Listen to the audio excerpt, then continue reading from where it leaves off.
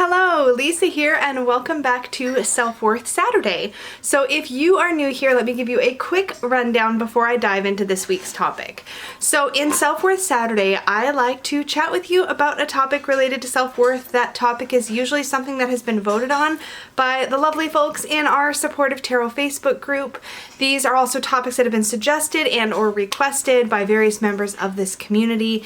And so I will talk about that topic, and then I will offer a few tips and tricks or things that I feel like have worked in my own life. I will share with you some journal prompts, offer a little bit of a challenge for the week, and we'll just see how it unfolds. At the end, I like to pull an oracle card just to kind of wrap things up nicely. And you'll notice if you're watching this right when it first goes up onto YouTube that there is a live chat that I am also able to participate in alongside or underneath this video. That is because this is pre-recorded. So if you are watching, you see that live chat, don't be confused, jump on in, or if you're seeing it after the fact, leave a comment down below, give me your feedback, drop your questions, and we'll play around with this topic. So this week's topic is about closing the door on past relationships. Now, before we dive into this week's topic, just a quick check-in. Last time on Self-Worth Saturday, we were talking about our inner child, which may have been my favorite topic of all time. But I just thought I would check in with you about our challenge. So I had shared with you all a 6-card tarot spread that would allow you to sort of dive in and maybe get to know your own inner child a little bit more. If you tried that spread, let us know in the comments down below or in the chat box and let us know how it went. I use that spread. I've used it a few times. I've had really great experiences with it. I love it. But also, during the live chat that follows these videos, last time, Peggy also challenged us to do something fun to embrace our inner child. And maybe, if you're comfortable, share photos of that with the rest of the group on the Facebook group or on your Instagram, or make a video or do whatever. I seem to remember a certain somebody saying she might be TPing her neighbor's tree. I never saw any evidence of that one. A little bit disappointed, not gonna lie. On my end, Peggy did in fact fulfill her promise to take me to Build-A-Bear, and if you have not seen that video, I will link it up in the cards for you so that you can check it out when it's convenient, because it was so much fun. There may still be some hurt feelings in and around the community that Mr. Pumbaa did not come home with me that day, but Nala, Simba, and little baby Timon all have a home now in the animal pile you see beside me here. I had a great time exploring that topic. I always have a great time diving into my inner child space. I'm in a relationship where I feel really safe to explore that side of myself, which really, really helps. And I just have found it a very healing practice, and I hope you guys feel the same way. You may hear some sounds in the background. Peggy is doing the dishes and I am not, therefore I am not complaining. Let's get on with this week's topic. So we're talking about past relationships. These can be romantic relationships, which is where I think a lot of us are going to relate to this topic, but this can also be friendships, familial relationships, anything that is in your past and not your present. Now, this topic is important because we all have a habit of defining our self-worth by the people who love us, the people that have hurt us, the people that are good to us, the people that are not so good to us. And all of these past relationships kind of become ghosts of our past that just keep haunting us, and it's so difficult to figure out the path to move forward and away from those past experiences. One of the reasons that I think our past relationships can become problematic is that the combination of them all becomes this sort of like toxic soup that we're marinating in because we're just having a hard time letting go long after that particular relationship has ended. So, like, raise your hand if you like closure. Hi, I like closure. I think closure is fantastic, but I also think that we don't always get the closure that we think we want or we think we need. I think that we seek closure because we think that that is the magic cure to being able to leave the past in the past. If we could just tie a neat, this is my experience anyways, if we could just tie a neat little pretty bow on this past experience or this past relationship, somehow that would make it easier to leave it behind. I think that sometimes relationships are rarely that simple. We think, oh, if we could just figure out why such and such happened, we could get that closure. If we could just find out how this person felt about fill in the blank, we could just have that closure. There's always this thing or this piece that we feel like we're missing in order to get that. And I think that just seeking it, knowing how difficult it is to get, is part of what keeps so many of us clinging so tightly. I think that closure, as we commonly understand it, requires participation with the other party most of the time, or at least the way that we perceive it, it does.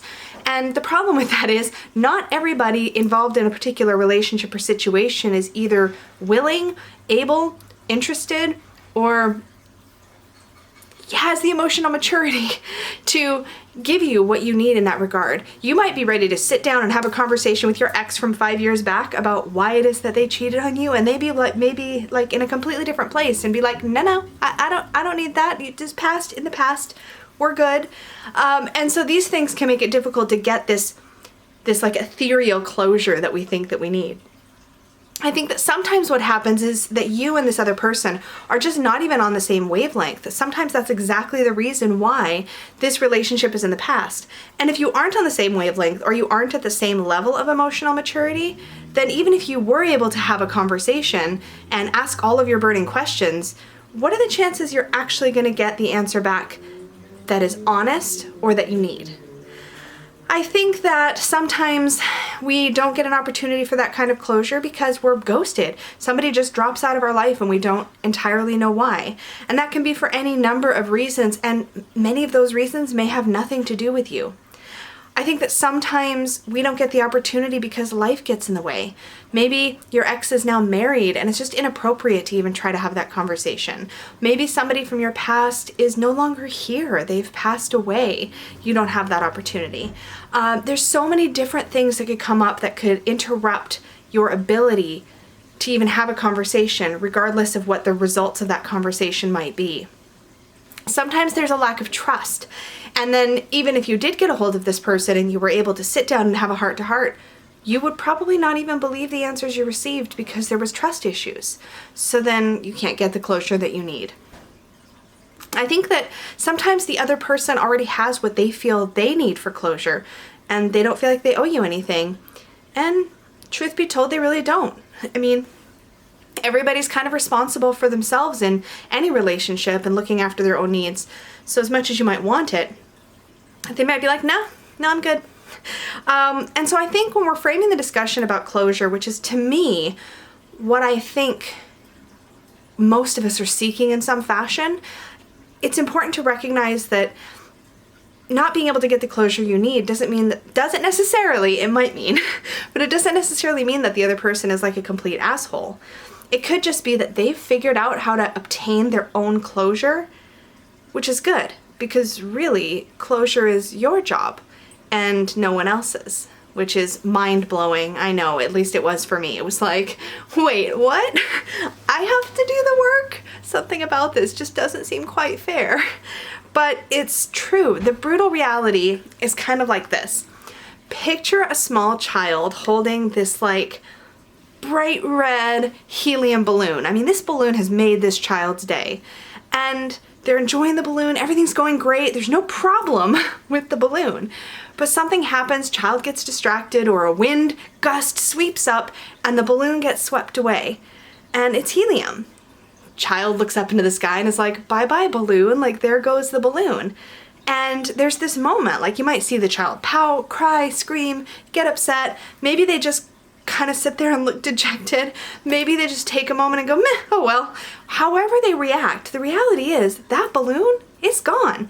Like you can look up in the sky and it's just a tiny red dot now in the distance because the wind has taken it away and it's helium. And I mean, like, you're not getting that balloon back. That child's balloon is completely gone. It's done. It's over.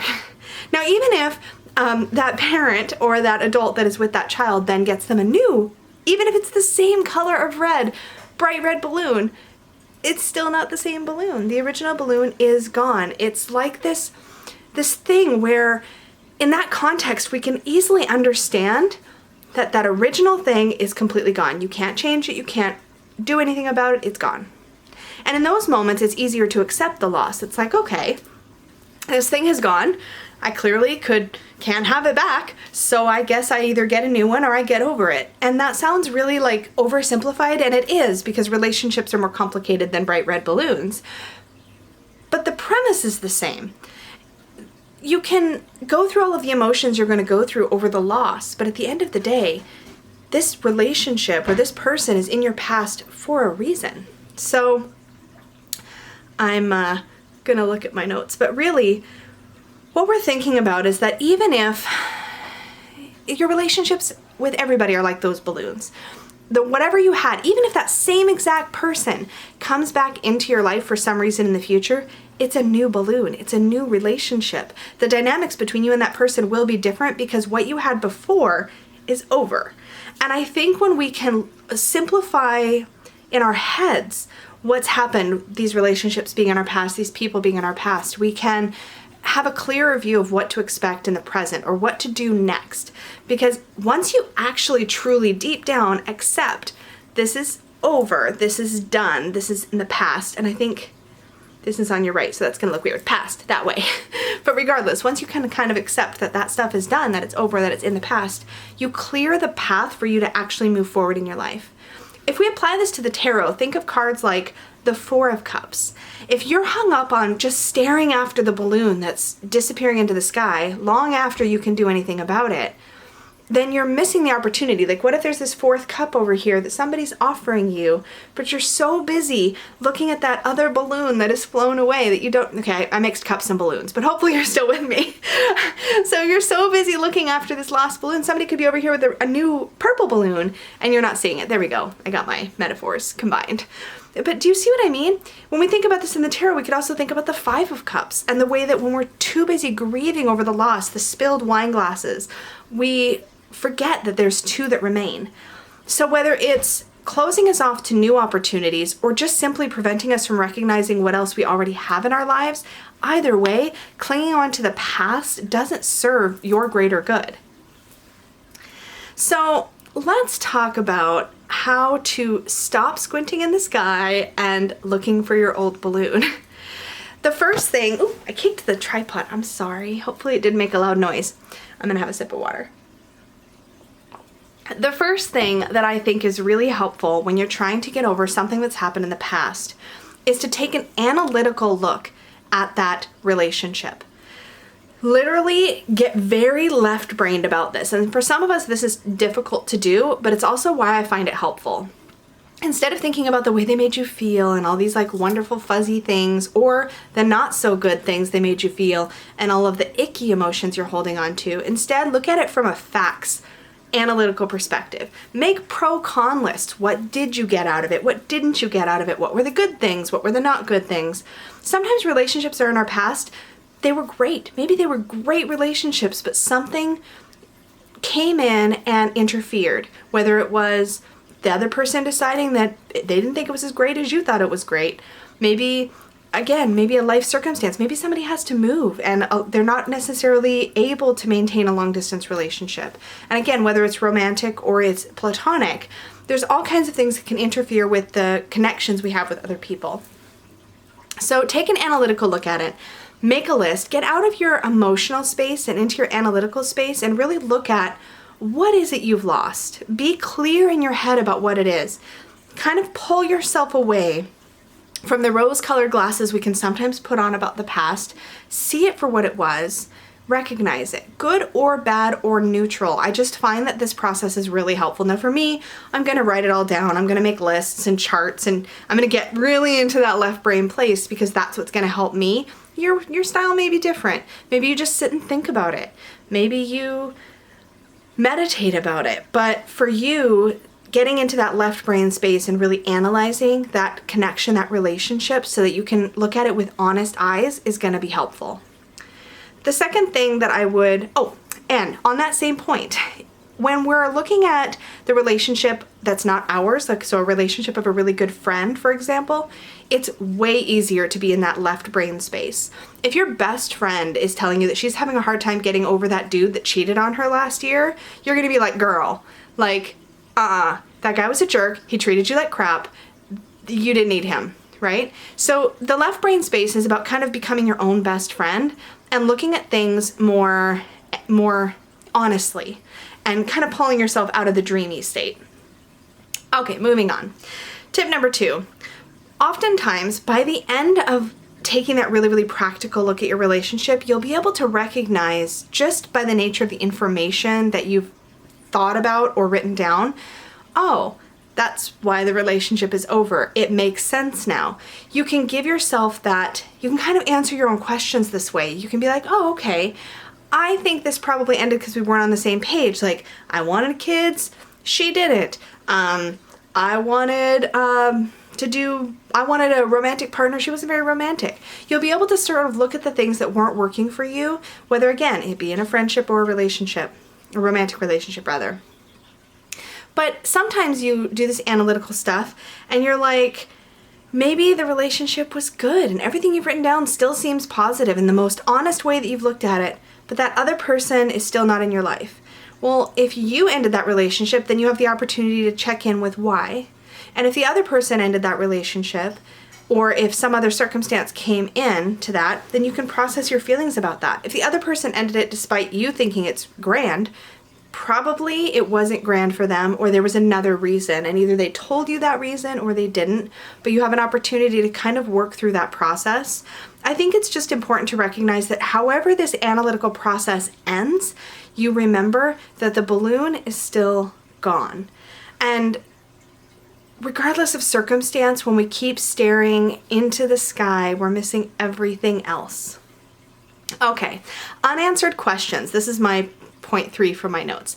Unanswered questions are like the hardest thing, at least for me. Why did this happen? What did they mean when this happened? Why didn't they understand that I meant this instead of this? Those unanswered questions are so challenging, particularly if you're not going to have an opportunity to ask them, or if it's not appropriate to ask them, or if the choice to ask them has been removed, or you just don't want to. Sometimes we don't want to ask. We just still want to know. I don't want to ask person A why such and such happened, but I'm still burning questions are still eating me up inside.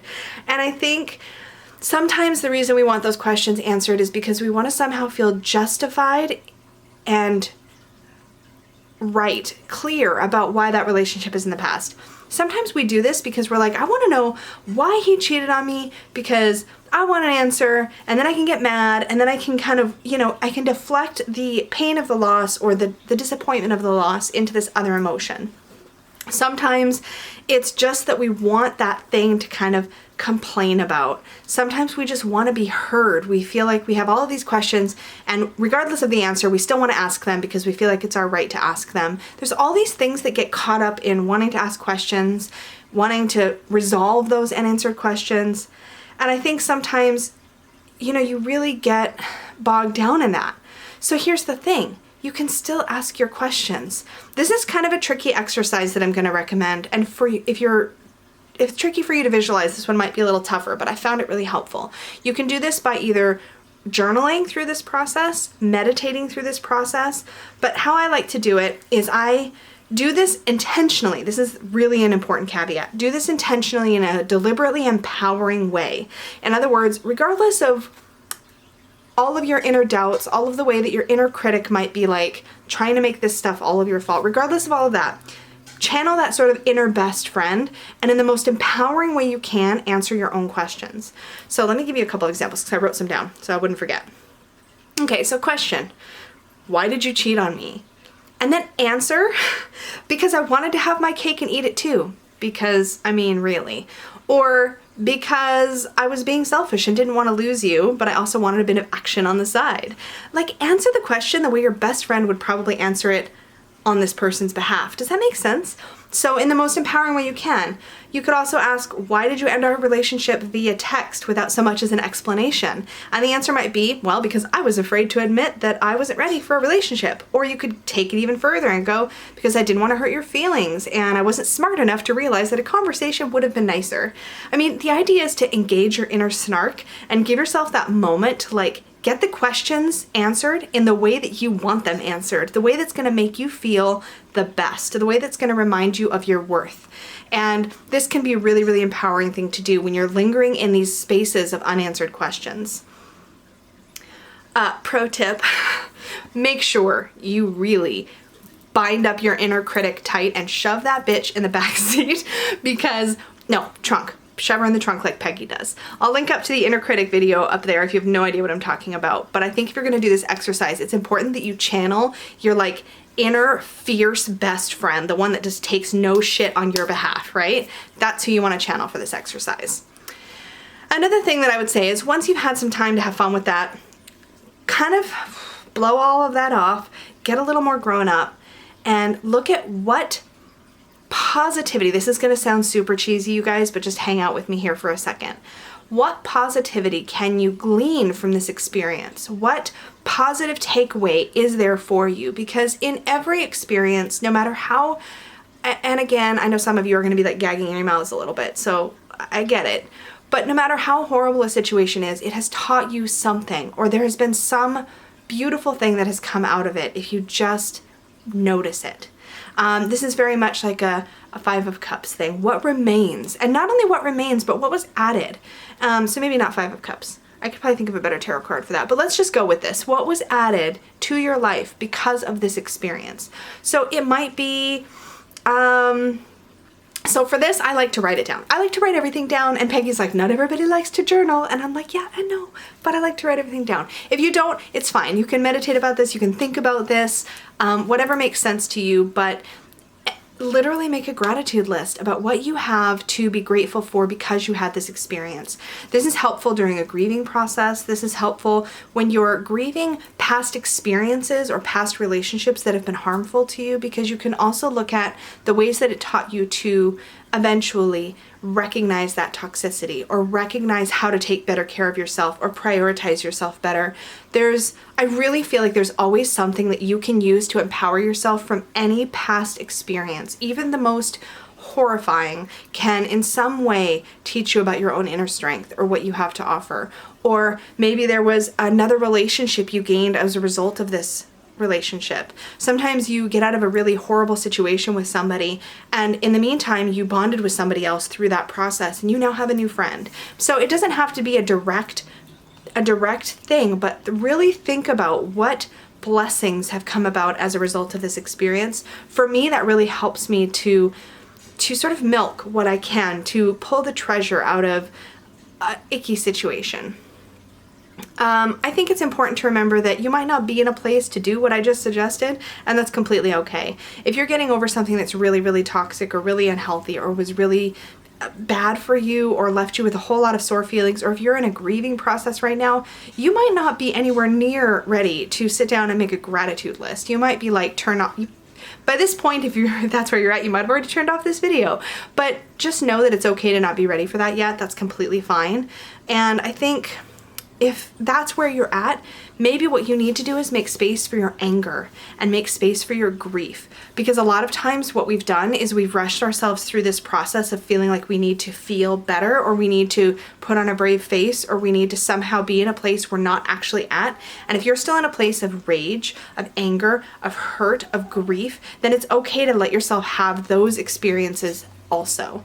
And I find getting somewhere where you can like scream into a pillow or have a cry fest, like put on a sappy movie, intentionally tug at your own heartstrings. I was a classic for this in high school. I would like play those really sappy songs and just bawl my eyes out just to like purge some of those emotions.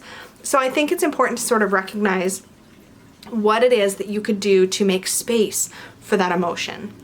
And finally, once you've moved through those emotions, don't forget to circle back when you're ready to looking at that gratitude and finding what you can be thankful for as a result of this past experience. And then it's time to make a new list. So the new list is all about gratitude for where you are now. Not so much what you got out of that past relationship, but like, where am I now? Because even the things that aren't directly linked to your past relationships have helped to shape you into the person you are now. Chances are pretty good, if you've been burned in the past, that you're more selective now about who you let into your life. That's something that you can be grateful for, that you've learned how to filter the people that come into your life with more self-respect and more self-worth. Chances are good that you're in a place where you can recognize what it is you want out of life. And these are just examples of things that you might be able to look around yourself right now and go, what do I have? What are my current blessings? Because yeah, the balloon's gone. I get that. And maybe there's no new balloon, and that's okay too. But what else do you have in your life? What do you have that fills your cup right now, regardless of all of that other stuff? So keep that in mind. Look for the blessings in the now. And the only other thing I was going to say is that when you're thinking about processing all of this, just remember to be gentle with yourself. You're going to be at a different place, in different places at different times, and it's not always a linear process, right? You might be in a place where you're like, yeah, I can look at the blessings now, and then tomorrow you might be just in a rage place, or you might be in it's a process, and it's a 2 steps forward, 1 step back, or 3 steps forward, 2 steps back, or 2 steps forward, 3 steps back. Like, it just depends on where you're at. So just be aware that you're going to move through these experiences. But I think the most important part is to be an active participant in releasing the past, to take charge of that and milk from it, pull from it what you can, and heal in the way that makes the most sense to you. So with that said, I'm going to give us a few journal prompts to explore. So journal prompt number 1, pick one past relationship that you feel like you might not fully have completely released yet. And for that one relationship, try out the exercise I mentioned before in writing, if you're a journaling sort, where you ask the questions and answer them in the most empowering way possible. So your unanswered questions, maybe pick 3 of them. Write those 3 questions, answer them in the most empowering way possible, the way that would make you feel the best if that's the answer you got. Journal prompt number 2, look around you right now and think about the blessings that you have as a result of that relationship. And journal prompt number 3, think about the things that you have regardless of that past relationship. So our challenge this week is to just notice what we're clinging on to. Notice the things that you're struggling to let go. People, situations, experiences, and see what you can do to just take your eyes off that balloon for just a minute. Whatever's happened has already happened, and there's really nothing you can do to change the past, but you can change the way that your outlook is on the present. I'm going to be pulling a card for us today from Notes from the Universe on Love and Connection by Mike Dooley. I love Notes from the Universe. I was getting these emails from Mike Dooley in my inbox like every day for years. But this is a kind of an affirmation style deck related to relationships. So I'm just going to see what comes through. I'm going to give it one more shuffle here. And as I do that, our challenge, oh, I already said that. I already said what our challenge was. Look at me being all prepared. All right, here we go. So our card for today, that you have options is meaningful. Let's pull that there. Rock on. If I could make just 2 wishes, I'd wish I could somehow convey to you the profound depths of my gratitude for every moment of your life.